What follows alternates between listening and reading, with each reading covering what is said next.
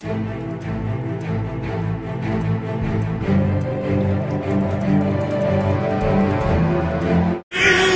the motherland, the German army march.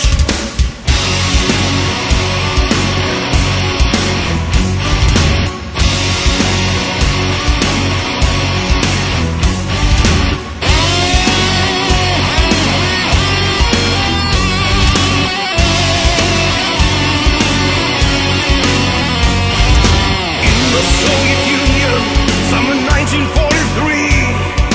Tanks line up in thousands, as far as the eye can